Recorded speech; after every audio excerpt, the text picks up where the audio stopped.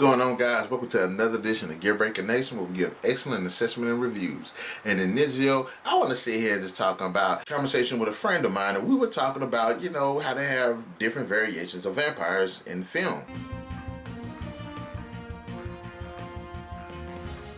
Of course, we have the vampires, Bram Stoker's Dracula, The Lost Boys, Vampire in Brooklyn, 30 Days of Night, just to name a few of them. But there are certain ones that stick out more than others, and I really appreciate that because I like diversity in things, and I like seeing how somebody can stretch an idea depending on how well they do it. For example, the film Van Helsing, I believe it's in 2004. You had Hugh Jackman and Kate Beckinsale in it, and the vampires on there were really cool. But I like the fact that they had like these bestial, demonic forms that they could transform into, that could fly. And the way that they were designed, because they were all pale and stuff, well, aside from Dracula. But I like that. It was different from most of the traditional vampires that you see in film. You had Dracula from Dracula Untold. And as much as I really panned the film because of the story, I really appreciated how they presented Dracula and his abilities. I like that. It was pretty cool. The dynamic of him being able to transform into bats and manipulate bats. And the fact that he can like see in infrared and move at super speeds, have super strength. And I really appreciated that.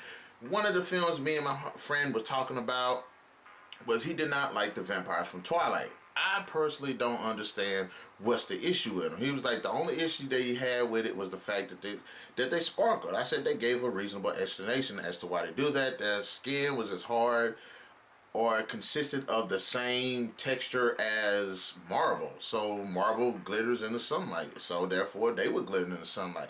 I thought that was a pretty reasonable reason. It didn't really it really didn't bother me at all. I actually more appreciated the fact that it was different. Also, the fact when they bit somebody, they didn't have fangs. They was like regular teeth, and they had venom. And when they bit somebody, it released the venom that I believe could kill a person or sometimes transform them.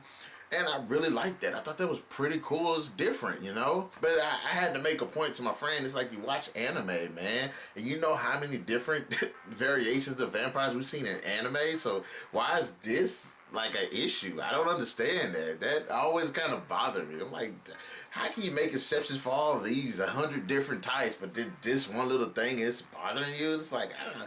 I guess everybody had their opinion, but hey. Another variations that I really appreciated was the From Dusk Till Dawn vampires. Now the films, they're decent to me, and I don't really too much care for them, but the series is based off the film. The first movie, I actually enjoyed it, and I like the fact that the vampires actually work more like snakes, and it works actually, about how they have the fangs, their abilities, the way they transform and stuff. I like the way that they did that. Like, that's different. It's different and it's awesome. I really appreciated that. The Strain, I really liked that type of vampire. It was like weird and it was like demonic, but it was actually like more scientific based. Like, you didn't get, it wasn't like a virus. It was these parasites that actually physically changed you.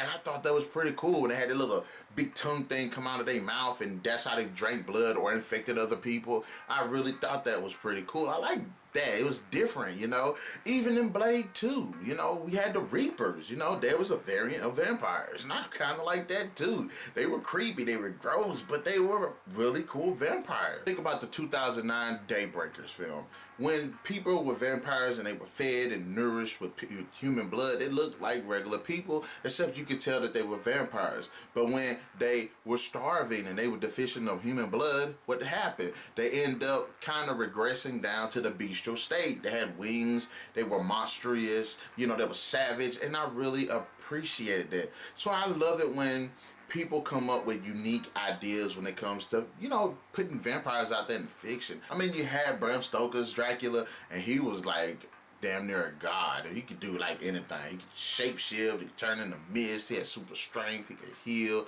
And Gary Oldman played the hell out that role. Guys, in the comment section below, just let me know, what are your thoughts about, variations in vampires and the vampire fiction? And honestly, who do you think represents, what vampire type in film or comics or whatever you think actually represents a really good type of vampire? So I'll catch you guys in the next video.